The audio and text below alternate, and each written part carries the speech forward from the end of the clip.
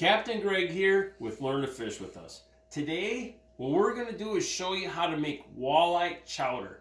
This can really be done with any of your fish, but what I have done is I got one full sets of fillets of a fish. So what we're going to do is I have some of it getting going, but what I've done is I have flour here, and what I've done is added salt to my liking.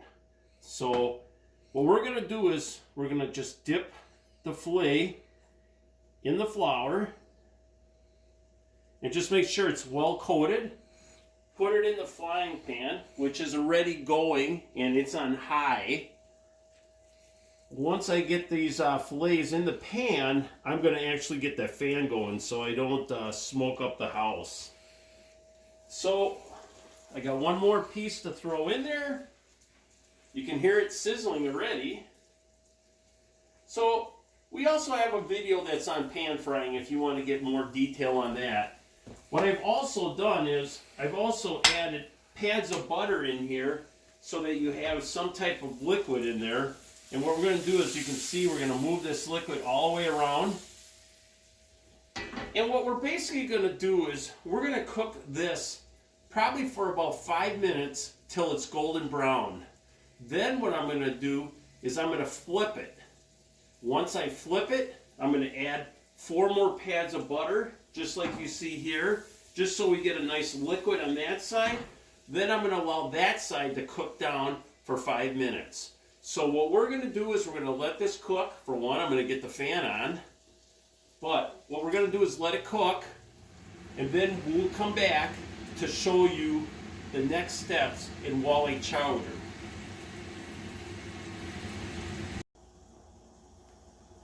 It's been 10 minutes now, and look at how nice and golden brown our walleye is. So I pan fried it both sides. It was about 5 minutes a side for the walleye. Here we have 8 cups of water that is at a rolling boil. So my next steps now is to turn the heat down on the water to a medium. And now what I'm going to do is I'm going to use Bear Creek clam chowder mix. So this is clam chowder soup, so it really has everything for a chowder. And it's all pre-packaged, which is really nice. There are recipes that you could make your own chowder, but next thing you're going to need a whisk. You turn the water down to medium, and now what I'm going to do is just slowly pour this in, and I'm going to keep whisking as I'm pouring this in.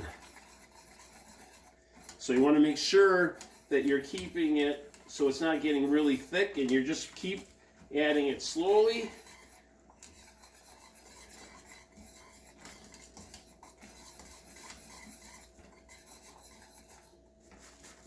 And it'll really start getting thick as you're pouring this mix in.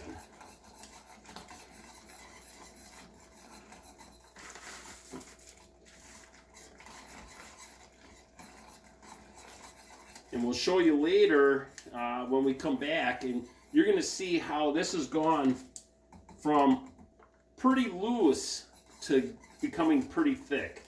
So I got the mix all in here, and it's stirred up pretty good. So now the next step is I want to start taking my beautiful walleye here and chopping it up. What's really nice with that flour on this fish is it's going to add a lot of flavor into our chowder.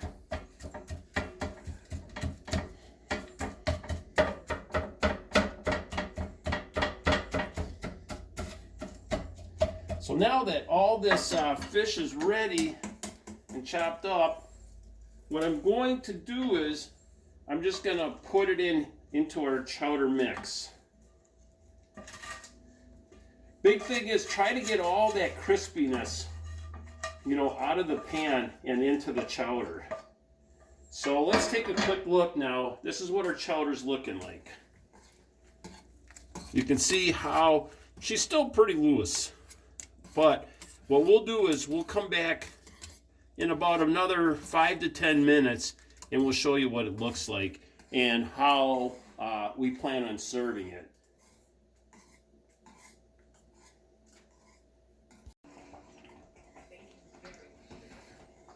So, it's been 15 minutes, and we've had this at a medium heat, and now as you can see how thick it is, just the way you want to see a nice chowder.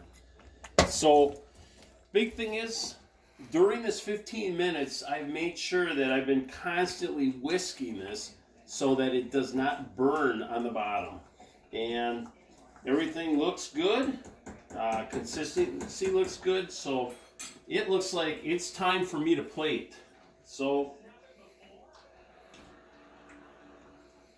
what I typically like to do is when I serve this, I like to add some mozzarella cheese on here and put that right on the top. And because it just came out, this cheese will melt. So this is the way that we make walleye chowder. So let me know if you have any questions.